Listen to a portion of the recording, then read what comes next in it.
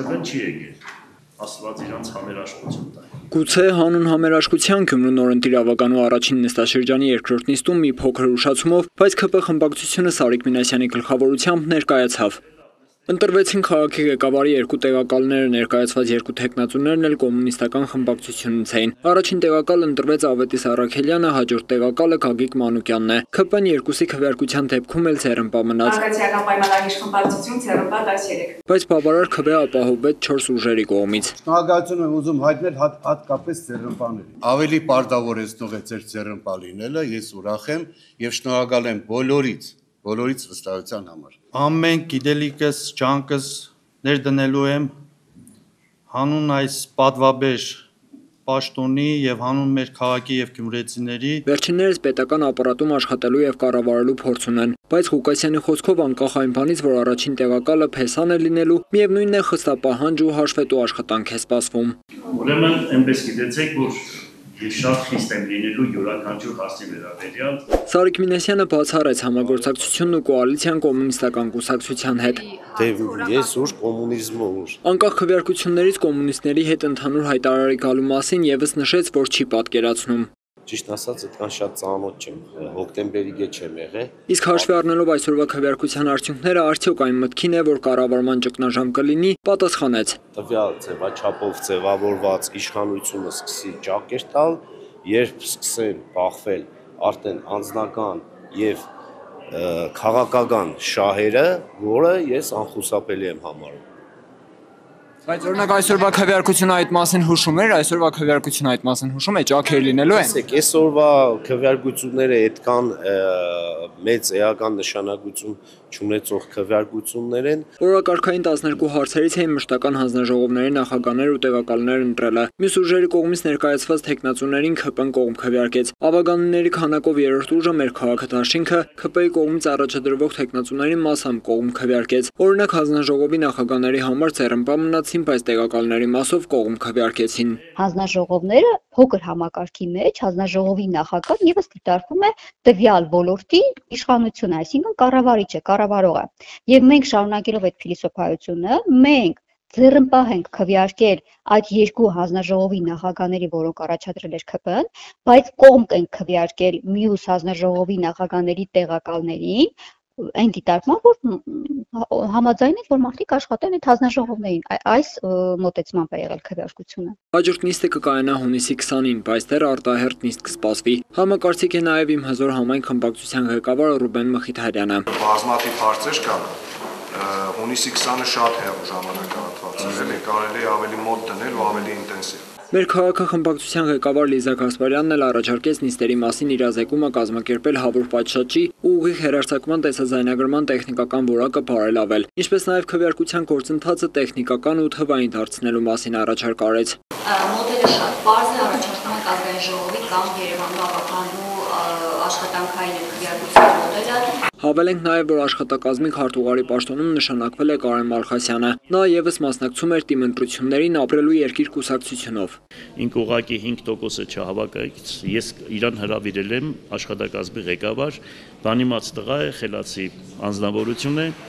Չնայած Գյումրու նորընտիր ավականու նիստին առաջին անգամ ներկայացել էին բոլոր քաղաքական ուժերը եւ ընտրվեցին երկու փոխքաղաքապետեր, բայց դեռ վաղ է կանխագուշակել կառավարման ճգնաժամ լինելու է թե ոչ։ Հրաց Սահակյան, այսօր։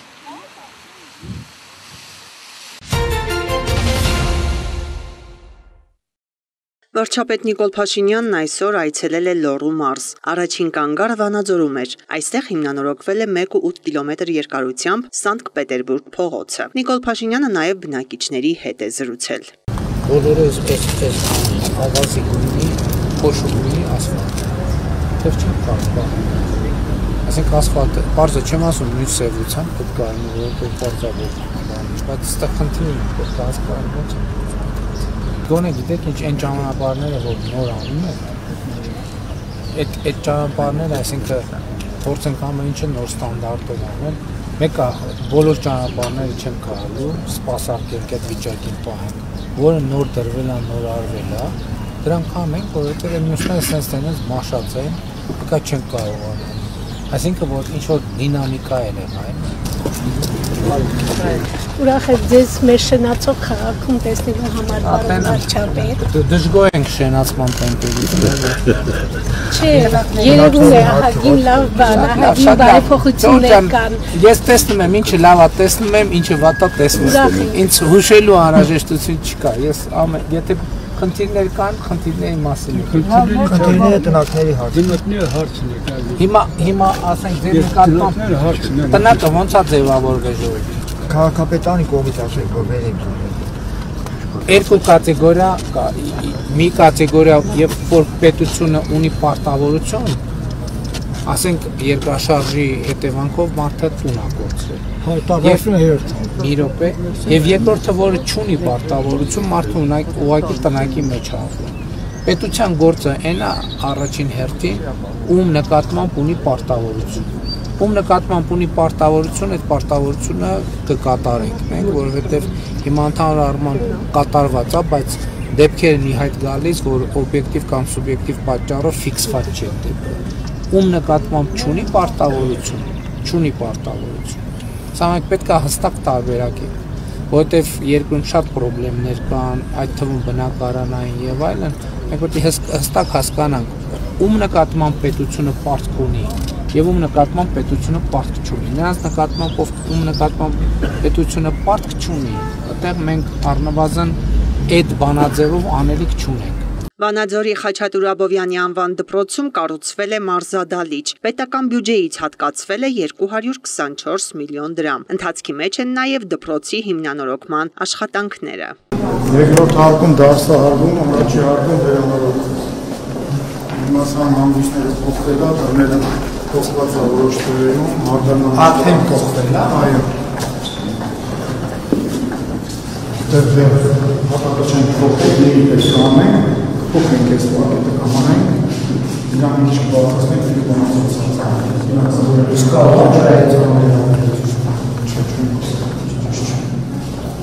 Դե հիմա պարոն Խաչատրյան, բանի հետ մարզադահլիճի հետ նորոգելուց հետո կարանք վստահ մեր բանի տողի մեջ գրենք։ Դեպս եկան պարոն Խաչատրյան, սա 5-ից 1-ն է, որը մարզադահլիճը կա, դպրոցն էլ նորոգելի է։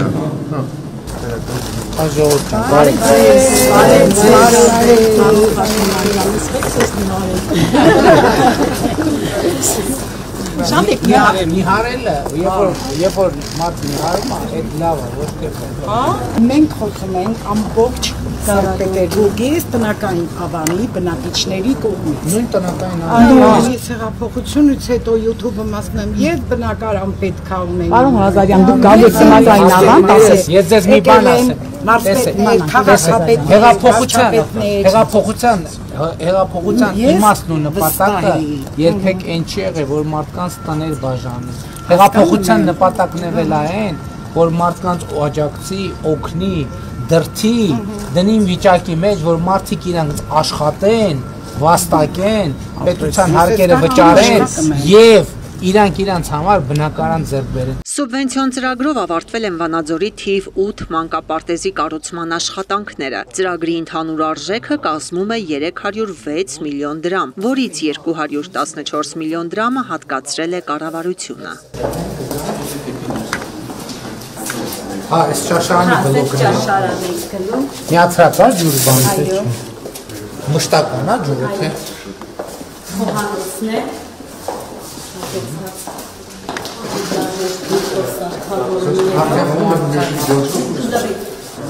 Իսկ հիմա քանի երեխա ունեք, որ 200 երեխա հետքի տեկնա տեղավորվում են։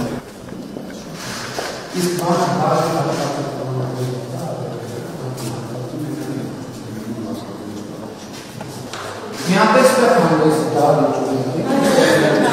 երաշտական տարապույթների համար է նախատեսված։ Խամբերի թիվ կա դրանը ցավալը։ Կարող է այս ֆունկցիաների վրա շատ տարածք են գործել, կարող է ասենք հնարավորություններ 230 կարողություն զարգացնել, դե էլի նախագծման արդեն էլ բան չեն կարող պատկերացրի, այսինքն տարածք ավելի օպտիմալ բան արվել, այդքան շատ սենց սրահներ, կաբինետներ չլներ, խմբասենյակ ասենք մի հատ ավելի լիներ, 30 բայց ես բան նախագծման Ես անկեղծ ասեմ, հենց ինչան աչքս առավ միանգամից ես պատշգամբին, որտեղ շատ լավ է։ Սենց ապակիով լրիվ նոր ստիլի պատշգամբան աղա երեխեքն համար։ M3 միջպետական ճանապարհի Սպիտակ Վանաձորի 11.8 կիլոմետր հատվածը հիմնանորոգվել է։ Ծրագրի նպատակով կառավարությունը հատկացրել է 3 միլիարդ 86 միլիոն դրամ։ Որտեղ զգում ես, որ նոր ճամփա զգում ես, որ շատ է բանանում, գոնե մարդկանց ասենք նաև, որ տենց խնդիր կա, էլի, այսինքն, որտեղ մարդկանց մոտ կարա հիմի մարդն է, չէ՞ մեր նման ճանապարհի վրա անցնում է, ինքը տենում է, որ հարթության հետ խնդիր կա, մտածում է Ստեմի բան են չի, բայց գոնե իմանան, որ կառավարությունը գիտի տեղակա և կոմունիկացն ենք։ Ես էլ որ անցնում եմ, զգում եմ, որ այն լավագույն բանը չի, մարդիկ էլ կմտածեն, բայց այս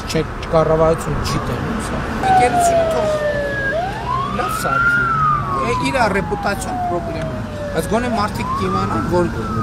փողա պահվե դրա համար և ոչ թե տենց ուղղակի աչք եք ակել մենք այդ պրոբլեմի վրա։ Մենք այս պահին ամբողջ հանրապետությունում 26 չընդունված ճանապարհ ունենք, որի համար վճարումները կեսից ավելի պակաս են կատարել։ Ինչ են կանել այդ ճանապարհը։ Շտկումներ են տալիս, բան վարչապետ, որոշ դեպքերում վերին շերտի, եթե այնտեղ որտեղ արդյունքը կապած հարցա,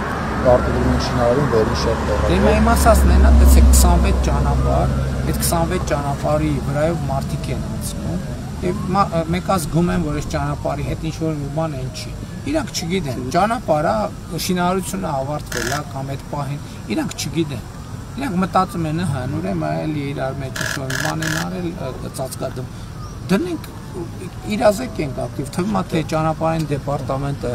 ակտիվ կոմունիկացիա անող մարմին պետքա չլինի, բայց չէ։ Հիմա որ ծավալը մեծացել է, պետքա ասենք, որ այս ճանապարհները ընդունված չեն, որ մարդը իմանա, հա, այն, որ իր աչքը, որովհետև մարդը բորբոքվելու է իր մեջ դրանից, ասի է, այսքան գործ արել են իսկի, գոնե իմանա, որ պրոցես կա, կամ գոնե իմանա, որ դրա գինը պակաս է վճարվել եւ այլն եւ այլն։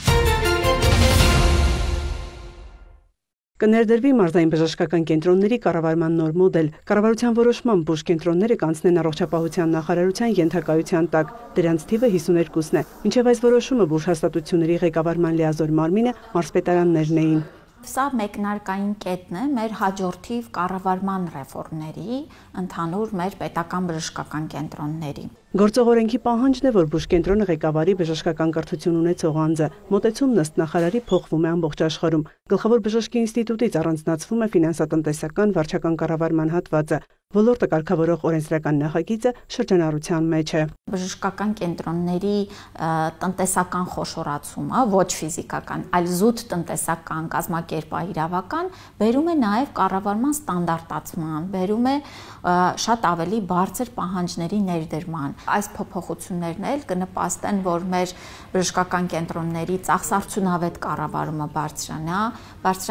նաև որակի նկատմամբ վերահսկողությունը։ Կառավարման մասնակցային մոտեցման ներդրումը առողջապահության նախարար Անահիտ Ավանեսյանի գնահատմամբ կնպաստի մարզային բժշկական կենտրոնների զարգացմանը։ Մարզային հիվանդանոցների կառավարման նոր համակարգի շնորհիվ հնարավոր կլինի ճիշտ օգտագործել ֆինանսական ռեսուրսները, կստեղծվեն ավելի մեծ հնարավորություններ։ Շատ կարևոր է, որ մեր մարդկային ներուժն էլ շատ ավելի հեշտ կլինի ճիշտ տեղաբաշխումներ անել, անհրաժեշտության դեպքում այսպես իրար փոխարինել։ Սա կարծում եմ նաև ճկունություն կտա մեզ։ Այս իրավական գործընթացները որոշակի ժամանակ են պահանջում, մեկնարկել է արդեն ընթացքը եւ կարծում եմ մինչեւ 2 ամսվա ընթացքում այդ կազմակերպությունները կգան առողջապահության նախարարության կազմ եւ այս ընթացքում էլ արդեն օրենքի փոփոխությունները առաջ կգնան։ Կառավարության կապիտալ ծրագրով 13 բժշկական հաստատություն կառուցման վերակառուցման ընթացքում է։ Այդ նպատակին ուղղված այս տարվա բյուջեն ավելի քան 11 միլիարդ դրամ է։ Նախարարի խոսքով առաջիկայում կավարտվեն պոլիկլինիկաների նախագծման աշխատանքները։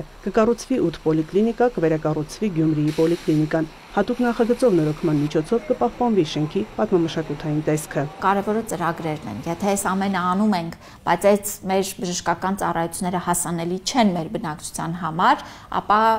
իզուր է այս ամեն ինչը։ Դրա համար էլ մենք պետական պատվերի շրջանակների ընդլայնում ունենք եւ պետք է ասեմ, որ մարզային բնակչության համար սա շատ ավելի զգայուն եւ կարեւոր փոփոխություններ են եւ իհարկե ապահովագրությունն էլ բերելու է նրան, որ շատ ավելի մեծ թվով քաղաքացիներ հենց առաջին փուլից սկսած ունենան հասանելիություն այս նորացված բժշկական ծառայությունների։ Մենք չենք կարող գնալ ապահովագրության, եթե այս հատվածի քայլերը չանենք, այսինքն չարդիականացնենք, չփոխենք կառավարման ձևաչափերը, չբերենք ավելի բարձր որակ եւ իհարկե այս ամենը չի աշխատի, եթե մենք ծառայությունները գնելու նոր մեխանիզմ չունենանք։ Նոր կոնցեպտ ունեն նաև ամբուլատորիաների կառուցման նախագծերը։ Դրանք փոխանցվել են տարածքային զարգացման հիմնադրամ շինարարության մեկնարկի համար։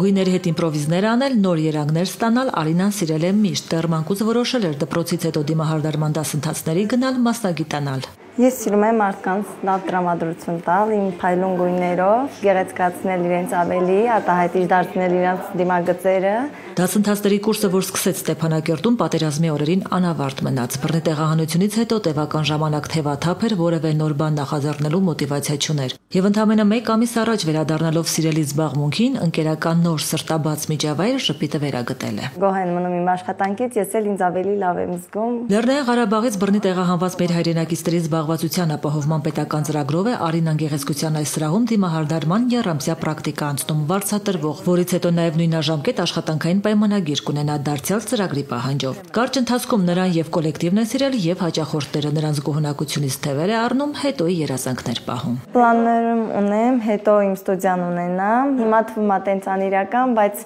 իմ մեջ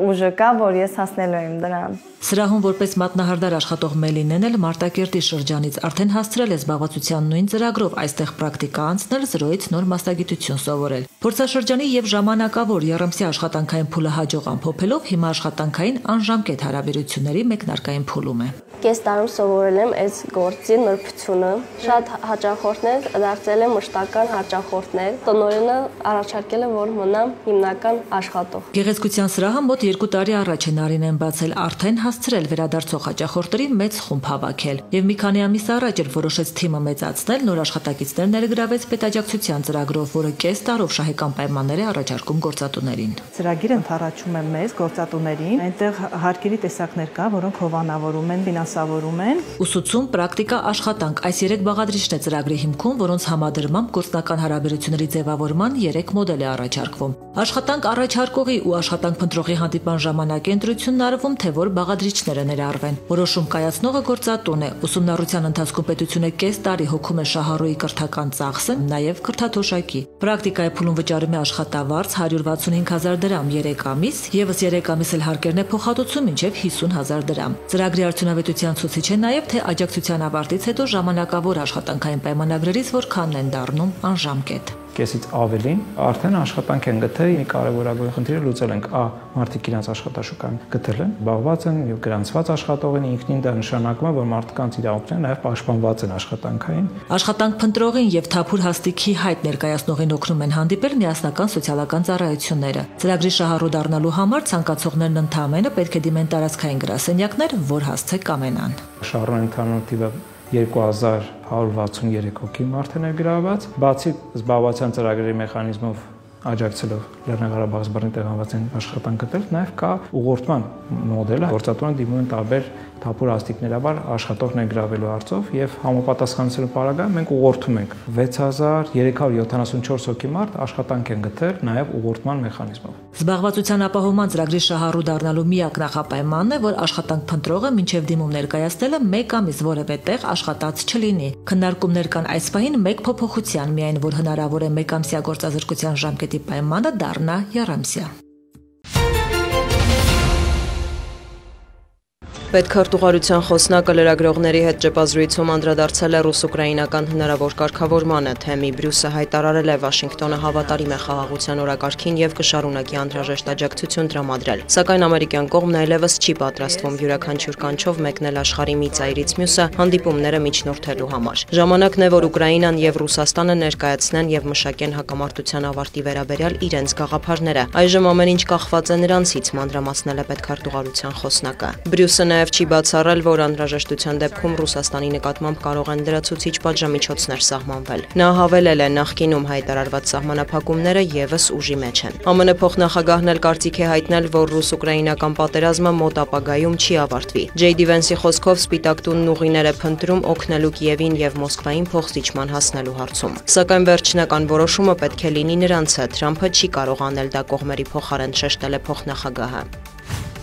Սպիտակ տունը մանրամասներ է ներկայացրել Կիևի հետ կնքված հազվագյուտ հանածոների եւ Ուկրաինայի վերականգնման հիմնադրամի վերաբերյալ համաձայնագրից։ Ըստ ամերիկյան կողմի այս գործարքից կշահի թե Վաշինգտոնը, թե Կիևը։ Փաստաթղթի համաձայն ուկրաինական հանածոների գնման եւ գնորդների նշանակման հարցում Վաշինգտոնն առաջին ընտրության իրավունք կունենա։ Ուկրաինական ռեսուրսների արդյունահանումից ստացված միջոցների 50%-ը կփոխանցվի Ուկրաինայի վերականգնման հիմնադրամ։ Դրանք կուղղվեն հանրապետությունում նոր ծրագրերի իրականացմանը եւ կնպաստեն տնտեսական աճին, նոր աշխատատեղերի ստեղծմանը եւ Կիևի մյուս գերակայություններին։ Միացյալ Նահանգները շահագրգռված է, որ Ուկրաինան լինի ազատ, խաղաղ եւ ինքնիշխան, ասված է Սպիտակ տան հայտարարության մեջ։ Նշվում է, որ Կիև-Վաշինգտոն գործակցությունը հստակ ուղերձ է Ռուսաստանին, որ Միացյալ Նահանգները լուրջ դեր է խաղում եւ հանձնառու է Ուկրաինայի երկարաժամկետ հաջողությանը։ Ուկրաինայի նախագահի աշխատակազմի ղեկավարի խորհրդական Միխայլո Պոդոլյակն էլ տեղեկացրել է, որ համաձայնագրի շրջանակում Ուկրաինան հոբ համակարգեր կստանա Միացյալ Նահանգներից առանց պարտքային պարտավորության։ Համաձայնագրի ստորագրմանն անդրադարձել է Վոլոդիմիր Զելենսկին, շեշտել այն Վատիկանում Դոնալդ Թրամփի հետ հանդիպման առաջին շոշափելի արդյունքն է։ Դոնալդ Թրամփը հայտարարել է, որ ԱՄՆ ազգային անվտանգության հարցերով խորհրդական Մայք Վոլցը կնշանակվի ՄԱԿ-ում Վաշինգտոնի մշտական ներկայացուցիչ։ Սպիտակ տան ղեկավարը բարձր է գնահատել իր վարչակազմում Վոլցի աշխատանքը։ Ազգային անվտանգության հարցերով խորհրդականի պաշտոնը ժամանակավորապես կզբաղեցնի Մարկո Ռուբիոն, որը միաժամանակ կկատարի նաև պետքարտուղարի պարտականությունները։ Ամերիկյան ԶԼՄ-ները 3 կեսօրից գրում էին, որ Մայք Վոլցը հրաժարական է տալու Signal Gate-ի հետ կապված, երբ տեղեկատվության արտահոսք էր եղել Եմենում ԱՄՆ ռազմական գործողությունների վերաբերյալ։ Պոլիտիկոն գրում է, որ Թրամփը վաղուց էր ցանկանում աշխատանքից ազատել Վոլցին վարչակազմում վստահություն է կորցնելու համար։ ԱՄՆ փոխնախագահը սակայն հերքել է մամուլի հրապարակումները պնդելով ՄԱԿ-ում Վոլցի նշանակումը պաշտոնի բարձրացում է։ Signal Gate-ի շրջանակում արծարծվում էր նաև Պենտագոնի ղեկավար Փիթ Հեքսեթի անունը, սակայն J.D. Vance-ը տեղեկացրել է, որ նրան աշխատանքից ազատելու ծրագրեր դեռ չկան։ Իսրայելի վարչապետը եւ պաշտպանության նախարարը հանդես են եկել համատեղ հայտարարությամբ տեղեկացնելով Դամասկոսում նախագահական պալատի մոտ գտնվող թիրախին հարվածելու մասին։ Բենյամին Նեթանյահուն եւ Իսրայել Կացը նշել են, սա հստակ ազդանշան է սիրիական ռեժիմին։ Մենք թույլ չենք տա զորքեր ուղարկել Դամասկոսից հարավ կամ սպառնալ դրուզների համայնքին, նշված է հայտարարության մեջ։ Ավելի վաղ Կացը նախազգուշացրել էր, որ իսրայելական կողմը կոշտ միջոցներ կձեռնարկի, եթե Սիրիայի դրուզների վրա հարձակումները չդադարեցվեն։ Օրերս տեղեկություններ են տարածվել, որ Դամասկոսի մոտակայքում բախումներ են եղել զինված խմբավորումների եւ դրուզների ներկայացուցիչների միջև։ Սիրիայի ներքին գործերի նախարարությունն ավելի ուշ հայտնել է իրավիճակը վերահսկողության տակ վերցնելու մասին։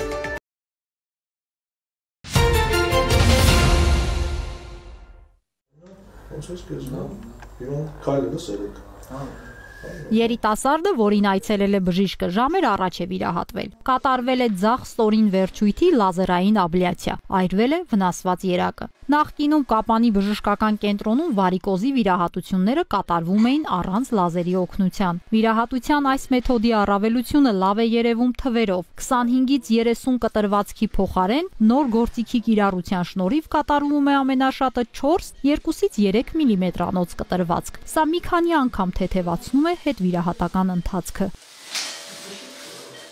Լազերային վենեկտոմիաների տարբերությունը դա ինվազիայի մասին է, այսինքն մաքսիմալ քիչ կտրվածքներ và մաքսիմալ քիչ վնաս ունենալ։ Մինչև այսօր Կապան բժշկական կենտրոնում կատարվել է բաց եղանակով վենեկտոմիաներ, բայց մինչև անցած ամիս, որտեղ առաջ վիրահատությունը անցած ամսին է կատարվել։ Հիմա կա հնարավորություն եւ այդ լազերն է գալիս այստեղ եւ վիրահատում են հիվանդները, ամբողջ բոլոր ծավալը ստանում են, նույնը ինչ ստանում են մայրաքաղաքում հիվանդանոցներում։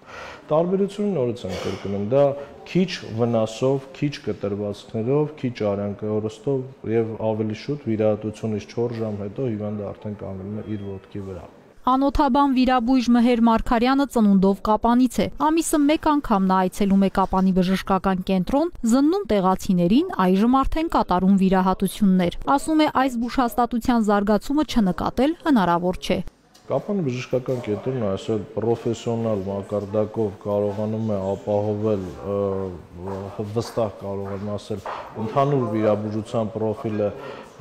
թե բաց եղանակով վիրահատությունները, թե փակ, այսինքն լապարասկոպիկ եւ բավականին շատ մեծ ծավալ, որը որ այսօր Երևանի հիվանդանոցները ոչ բոլոր հիվանդանոցները ունեն այդ հնարավորությունը։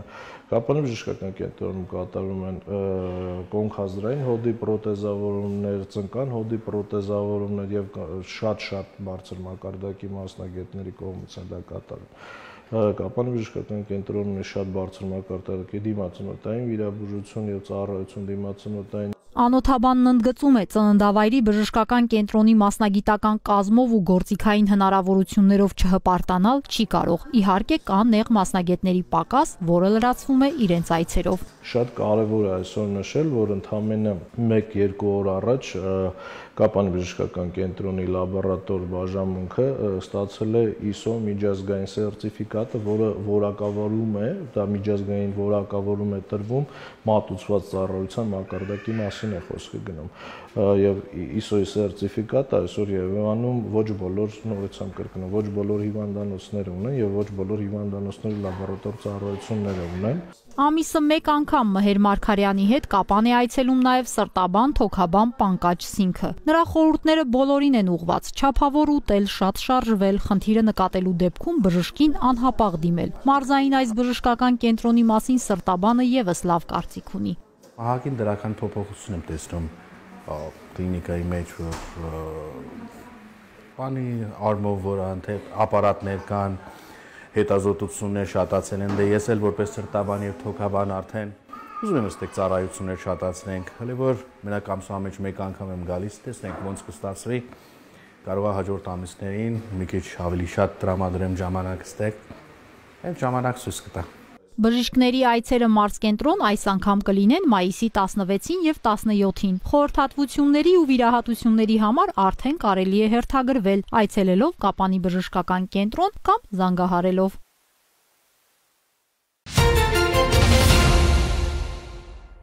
Թմրամիջոցների օգտագործումից ու դրանց վնասակար ազդեցությունից բնակչությանը զերծ պահելու նպատակով Պետական եկամուտների կոմիտեն շարունակում է հետևողական պայքարը թմրամիջոցների եւ հոգեմետ նյութերի Հայաստանի Հանրապետության սահմանով անօրինական տեղափոխման ուղղությամբ։ Օրերս ՊԵԿ մաքսանենգության դեմ պայքարի վարչության ու էլեկտրոնային առևտրի եւ օդային տրանսպորտով իրականացվող փոխադրումների վարչության աշխատակիցները Օնեքս ընկերության ժամանակավոր պահպանման պահեստի մաքսային հսկողության գոտում մաքսային զնման են ենթարկել Միացյալ Նահանգներից Հայաստանի Հանրապետություն ներմուծված միջազգային սուրհանդակային առաքանին։ Արդյունքում բացի անձնական օգտագործման իրերից եւ հագուստից հայտնաբերվել է ընդհանուր 970 գրամ քաշով մարիխուանա տեսակի թմրամիջոց։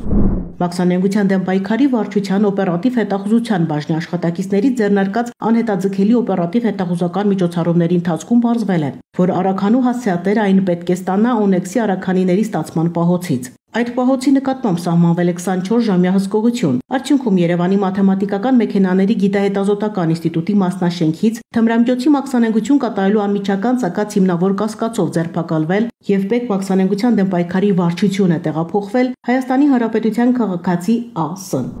Վերջինս ենթարկվել է ձերբակալման ուղեկցող անձնական խուզարկության, որից հետո տեղափոխվել է Քննչական կոմիտեի տնտեսական հանցագործությունների եւ մաքսանենգությունների քննության գլխավոր վարչություն, ուր նախաձեռնված քրեական վարույթի շրջանակում ձերբակալվել է։ Պարզվել է, որ նշված թմրամիջոցը նախատեսված է եղել իրացնելու տելեգրամյան հարթակում։ Ձեռքբերված օպերատիվ տվյալների համաձայն նշված թմրամիջոցները պետք է վերցնեին Վանաձոր Ստեփանավան թունելի հարակից հատվածից։ Կատարվել է նշված հատվածի դարանակալում, որի ընթացքում պարզվել է թմրամիջոցները ձեռք բերող անձանց ինքնությունը։ Օպերատիվ հետախուզական միջոցառումների իրականացմանը ներգրավվել են նաև Հայաստանի Հանրապետության ներքին գործերի նախարարության ոստիկանության բարեկային ծառայության աշխատակիցներ։ Նրանց աջակցությամբ թմրամիջոց ձեռք բերելու եւ իրացնելու անմիջական ցակած հիմնավոր կասկածով Ստեփանավան քաղաքի հասցեներից մեկում ձերբակալվել եւ ՊԵԿ մաքսանենգության դեմ պայքարի վարչություն է տեղափոխվել Հայաստանի Հանրապետության 2 քաղաքացի, որտեղ վերջիններս ենթարկվել են ձերբակալման ուղեկցող անձնական խուզարկության։ Քաղաքացիները տեղափոխվել են Քննչական կոմիտեի տնտեսական հանցագործությունների եւ մաքսանենգությունների քննության գլխավոր վարչություն ու նախաձեռնված քրեական վարույթի շրջանակում ձերբակալվել։ Ներկայում կոմիտեի մաքսանենգության դեմ պայքարի վարչության աշխատակիցների ձեռնարկած օպերատիվ հետախուզական միջոցառումները շարունակվում են։ Վերոնշյալ թմրամիջոցների ապօրինի շրջանառության մեջ ներգրաված հնարավոր այլ անձանց ինքնությունը պարզելու ուղղությամբ։ Պետական եկամուտների կոմիտեի տեղեկատվության եւ հասարակայնության հետ կապերի բաժին։ Քրեական ոստիկանության կազմակերպված հանցավորության դեմ պայքարի վարչության ծառայողները ստացել էին օպերատիվ տեղեկություն, որ սահմանապակ պատասխանատվության մի ընկերության 38-ամյա տնօրենը Արմավիրի մարզի Նոր Արտագես գյուղում գտնվող իրեն եւ ազգականին պատկանող ընդհանուր 3.1 հեկտար հողամասերում 2024 թվականի հունվարից մինչ օրս ձկնաբուծարան կառուցելու պատրվակով առանց հատուկ թույլտվության կազմակերպել է ապօրինի արդյունահանում։ Պարզվել է, որ այս ընթացքում արդյունահանված շուրջ 50,000 խորանարդ մետր ավազակոպճային հանույթը մոտակա տեսակավորման կետից իրացրել է շուրջ 330 միլիոն դրամով։ Պետությանը պատճառվել է առանձնապես խոշոր չափերի վնաս։ Ապօրինի ձեռնարկատիրական գործունեության հատկանիշներով նախաձեռնվել է քրեական վարույթ։ Հանգամանքները նախաքննությամբ պարզվում են։